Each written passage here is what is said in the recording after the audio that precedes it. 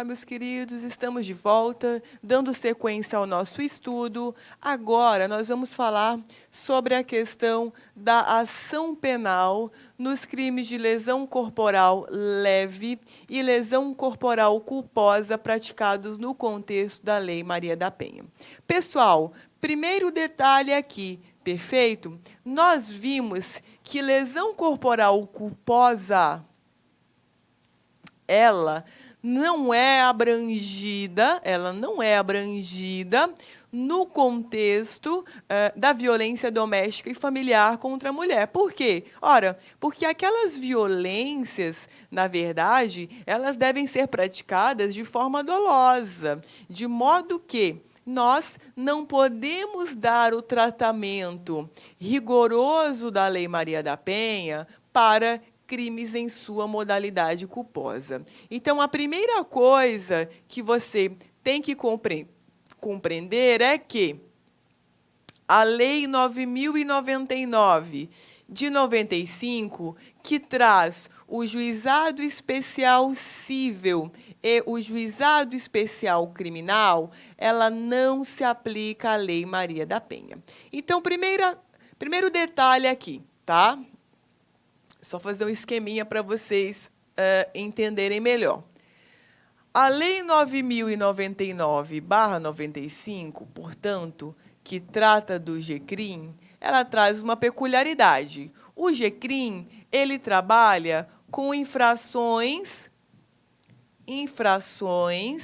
de menor potencial ofensivo, que são as INPOs, tá? Então, o que seria uma infração de menor potencial ofensivo? Bem, infração de menor potencial ofensivo são crimes cuja pena máxima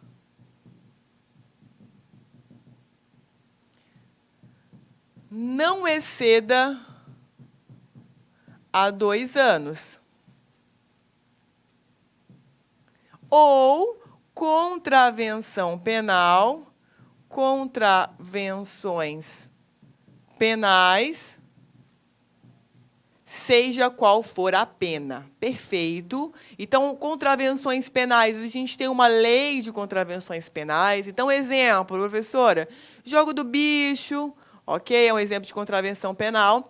E temos crimes cuja pena máxima ela não ultrapasse 2 anos. Então, portanto, o que acontece? Se eu tenho um crime do Código Penal ou da legislação penal especial, quando essa lei penal especial ela não vedar a aplicação da lei do GCRIM, esses crimes eles vão ter alguns regramentos mais benéficos. A lei do GCRIM, ela traz institutos despenalizadores. Então, é admitida a composição civil, é admitida a transação penal, é admitida suspensão condicional do processo. Veja que se tem benefícios inúmeros que são trazidos na lei do GCRIM. Então, exemplo, se eventualmente eu praticar um crime de lesão corporal leve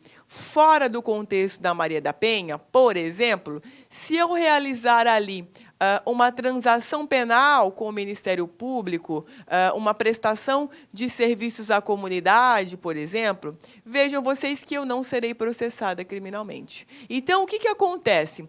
Muitos dos crimes que são corriqueiros no contexto da violência doméstica e familiar contra a mulher, esses crimes eles possuem pena que não excede a 2 anos. Exemplo, lesão corporal leve, crime de ameaça, ok? E veja que a Lei Maria da Penha, ela veda expressamente a aplicação da lei do GCRIM.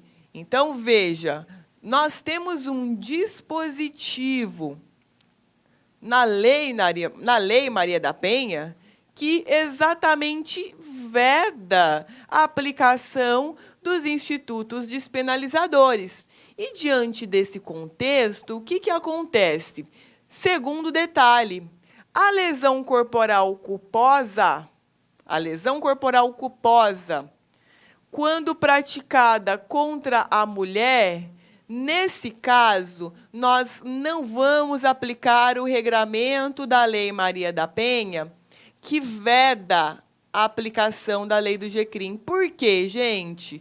Porque Lei Maria da Penha só trabalha com crime doloso. Então, os institutos despenalizadores trazidos na lei do GCRIM, quando eu tiver uma lesão corporal culposa praticada contra a vítima mulher, vão poder ser aplicados, sim. Então, esse é o primeiro detalhe.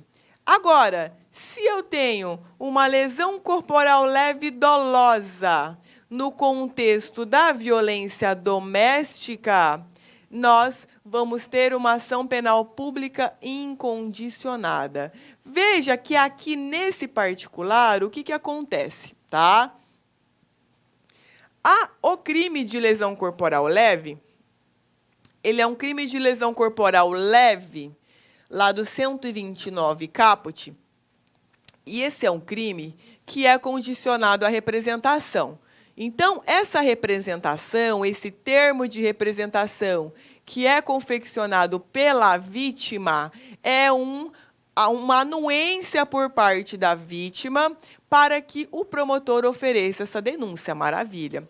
Mas se você que está aí acompanhando a aula, olhar no artigo 129 caput, você vai ver que ali não temos nenhuma referência a essa questão da representação, porque, na verdade, essa condicionante que é da representação, ela é trazida pela lei do GCRIM. Então, dentro da lei do GCRIM, tem um artigo que diz assim, olha, o crime de lesão corporal leve, lá do Código Penal, ele é um crime que se processará mediante representação. E aí, veja, gente, como a Lei Maria da Penha, ela veda a aplicação da lei do GCRIM, esse instituto que é trazido pela lei do GCRIM, mas que atinge o Código Penal, ele não vai ser aplicado. Então, é por isso que entende-se que a lesão corporal dolosa leve no contexto da violência doméstica, ela é ação penal pública incondicionada. Tudo bem? Então, essas são as primeiras considerações com relação à ação penal. Então, exemplo, se eu tenho uma mulher com lesão corporal no âmbito de relação doméstica de natureza leve, e se ela vai na delegacia relatando o ocorrido, o que vai acontecer? O delegado não precisa pedir que ela assine o termo de representação. Por quê? Ora, porque ela é pública e incondicionada. Bastará, portanto, que o delegado colha o depoimento da mulher. Então, veja que, nesse caso, chegou na delegacia com uma lesão corporal leve, nós não teremos o termo de representação. Segundo detalhe, dentro dos exemplos, se eu tenho uma lesão corporal leve ou culposa, em que a mulher for vítima em violência doméstica, o procedimento para apuração é o inquérito policial e não o termo circunstanciado de ocorrência. Por quê, gente? Porque, veja, a Lei 9.099/95, ela trouxe o termo circunstanciado de ocorrência.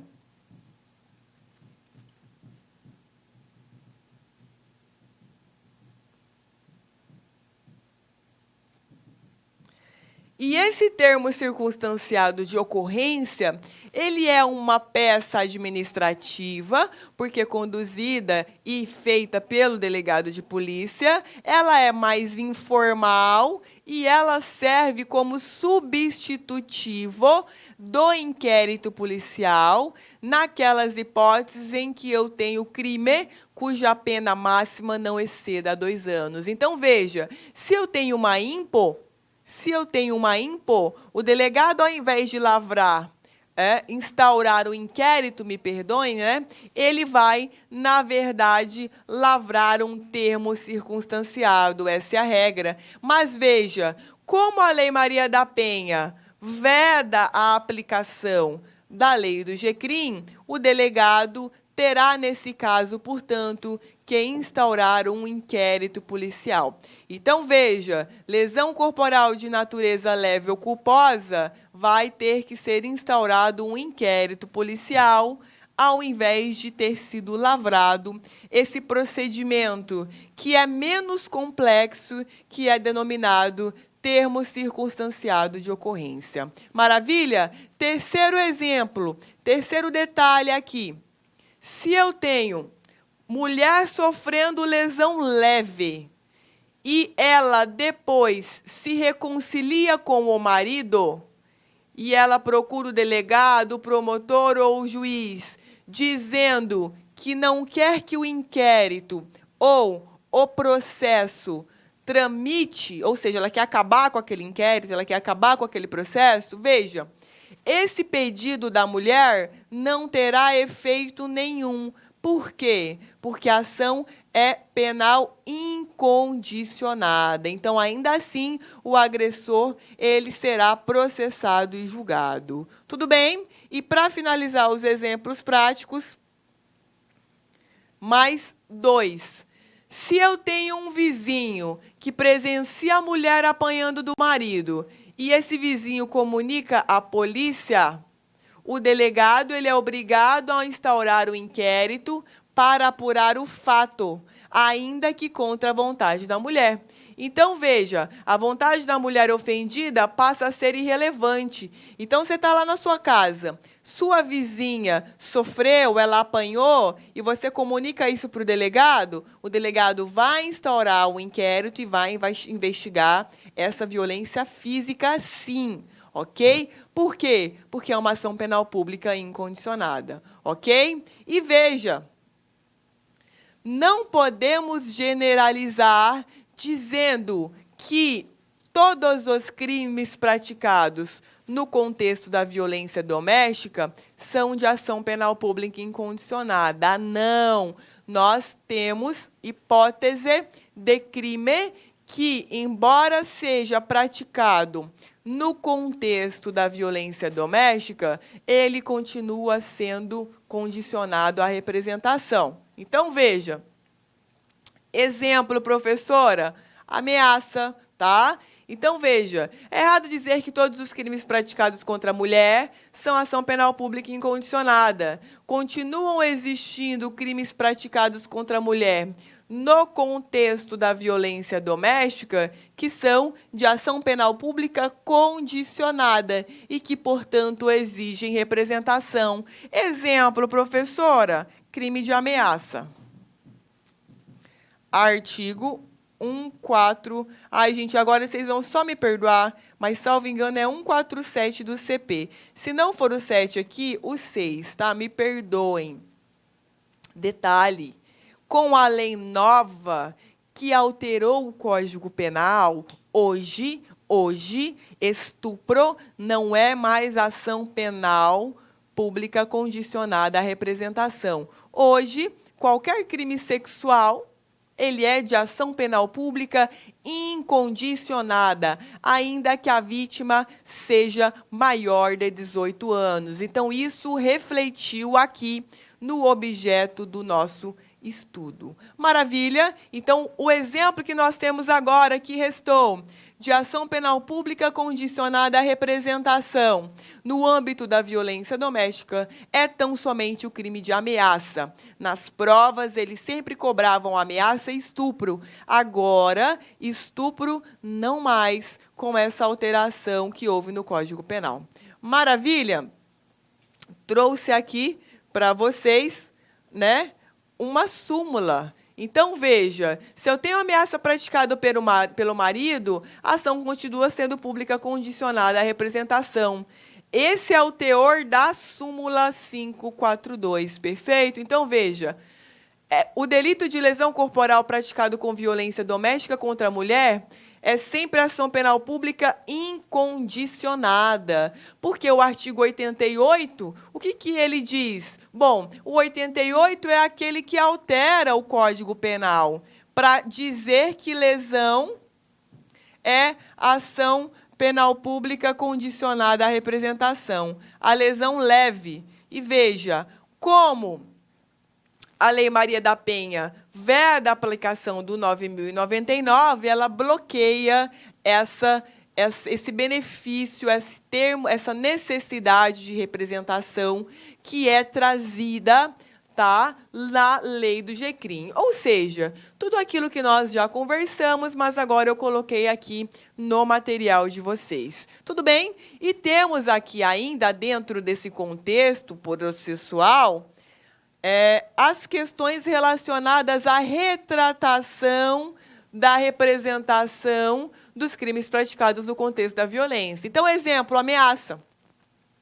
Então, a vítima foi ameaçada, foi na delegacia, lavrou e assinou, o delegado lavrou e ela assinou o termo de representação contra o agressor pelo crime de ameaça, mas ela se arrependeu.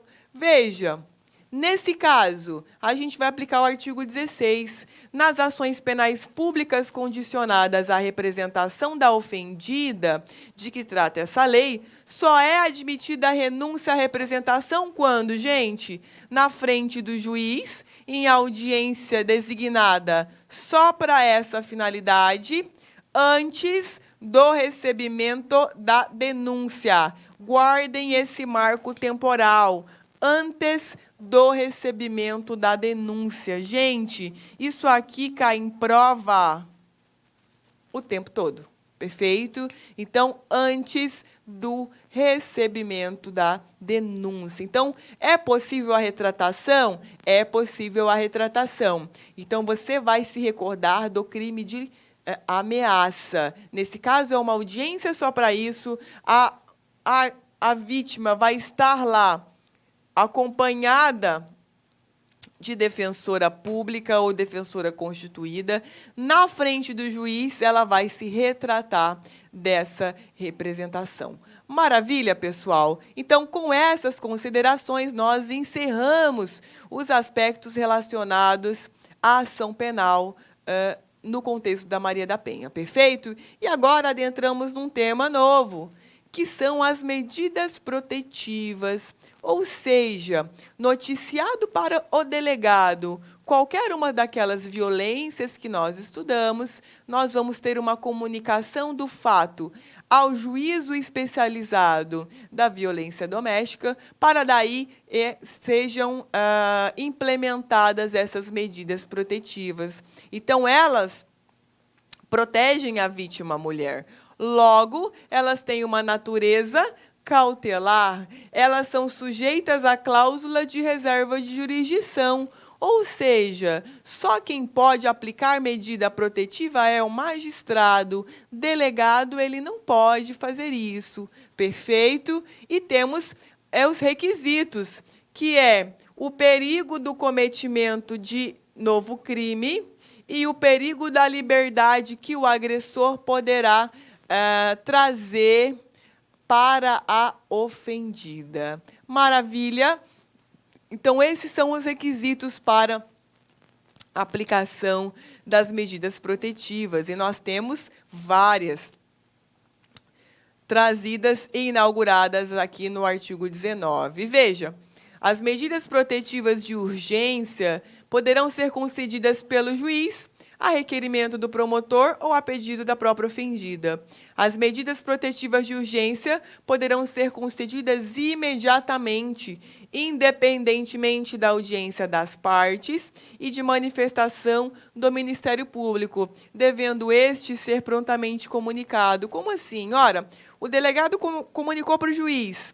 É algo urgente, imediato, o juiz ele já vai fixar a medida protetiva e aí depois ele vai comunicar ao Ministério Público da fixação dessas medidas, perfeito?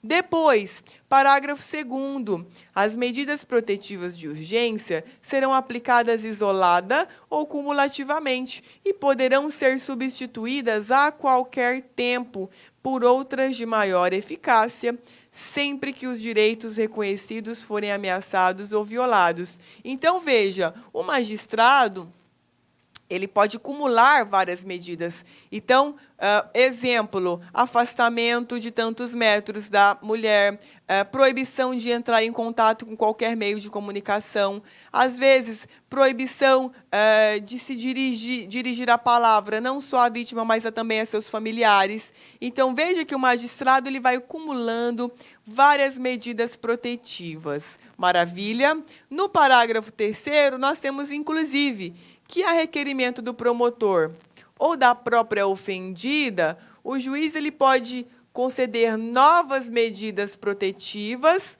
ou rever algumas que ele já concedeu, se entender necessário a proteção da ofendida, de seus familiares, de seu patrimônio, lembra violência patrimonial? Ou ouvido o Ministério Público. Sempre o Ministério Público ele vai participar dessa readaptação das medidas protetivas, tá? Lembrando, a aplicação das medidas protetivas, ela vai pressupor a prática de qualquer das violências enumeradas no artigo 7º, tudo bem? Mas veja, necessariamente não quer dizer que tenha havido a prática de algum crime no Código Penal.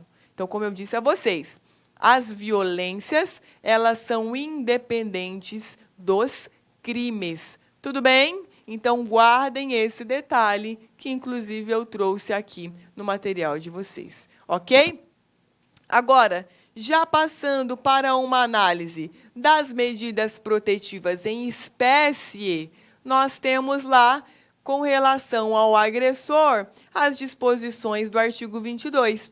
Então, vejam, constatada a prática de violência doméstica e familiar contra a mulher, nos termos desta lei, o juiz poderá aplicar de imediato ao agressor, em conjunto ou separadamente, as seguintes medidas protetivas. Essas vocês vão ter que memorizar.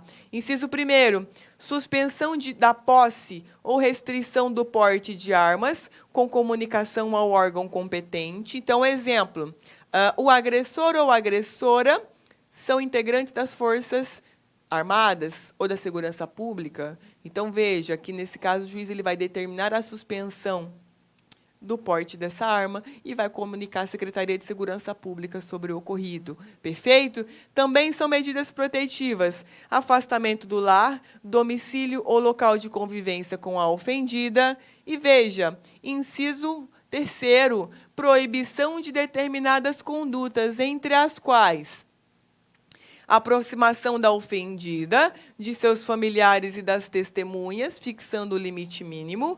B, contato com a ofendida, seus familiares e testemunhas por qualquer meio de comunicação. C, frequentação de determinados lugares a fim de preservar a integridade física e psicológica da vítima. Inciso 4º, restrição ou suspensão de visitas aos dependentes menores, sempre ouvida a equipe de atendimento multidisciplinar ou serviço similar. Inciso 5º, prestação de alimentos provisionais ou provisórios. Então, essas são as medidas vinculadas, destinadas ao agressor. Perfeito? Por outro lado, no 23, nós temos as medidas protetivas que estão destinadas à vítima, são destinadas à ofendida. Vejam, poderá o juiz, quando necessário, fixar, dentre outras medidas, encaminhar a ofendida e seus dependentes a programa local ou comunitário de acolhimento. Inciso 2º, determinar a recondução da ofendida e a de seus dependentes ao respectivo domicílio depois que o agressor for afastado. Terceiro, determinar o afastamento da ofendida do lar, sem prejuízo dos direitos relativos a bens, guarda dos filhos e alimentos. Como assim? Ora, às vezes a vítima sofre no ambiente familiar, dentro de casa, e o agressor ou agressora, eles não querem deixar o espaço físico. E aí, muitas vezes, a vítima mulher, ela fica com medo de pensar assim, e ela pensa assim, eu vou sair daqui, eu vou perder o direito da casa, né? Então, veja que essa foi uma preocupação da Lei Maria da Penha. Então, ela diz, olha, pode se afastar do lar ofendida, que isso não vai implicar nenhum prejuízo para você com relação aos bens, aos seus filhos e à pensão alimentícia. Perfeito? E também determinar o juiz a separação de corpos, claro, entre a ofendida e o agressor. E aí veja que o artigo 24, ele traz uma proteção especial com relação à violência patrimonial. Veja, para a proteção patrimonial dos bens da sociedade conjugal ou daqueles de propriedade só da mulher, o juiz poderá determinar, inciso 1º, restituição de bens indevidamente subtraídos pelo agressor, proibição temporária para a celebração de atos e contratos de compra, venda e locação de propriedade em comum, salvo decisão judicial, ou seja, separou às pressas, o agressor puto quer se desfazer dos bens, a revelia nas costas da mulher. Pode? Não, ó. Vai ter um bloqueio de qualquer transação realizada nesse período. Inciso 3º, suspensão de procuração conferida pelo ofendido ao agressor. O agressor não vai poder sair fazendo negócio no nome da mulher. Vai haver uma suspensão desse efeito. Inciso 4º, prestação de caução provisória mediante depósito judicial por perdas e danos materiais decorrentes da prática de violência doméstica e familiar contra a ofendida.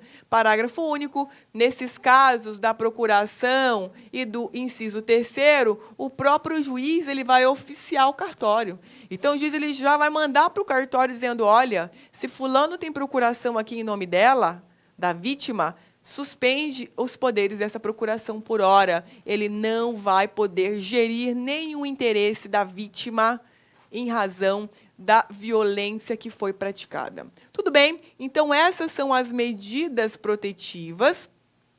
E veja, pessoal, que houve uma preocupação especial com a questão patrimonial, já pensando, inclusive, no futuro, né, da dissolução conjugal. Tudo bem? Então, vejam, meus queridos, com essas considerações, eu encerro a questão das medidas protetivas aplicadas à vítima e aplicadas para o agressor. Daqui a pouquinho a gente já volta. Clique lá.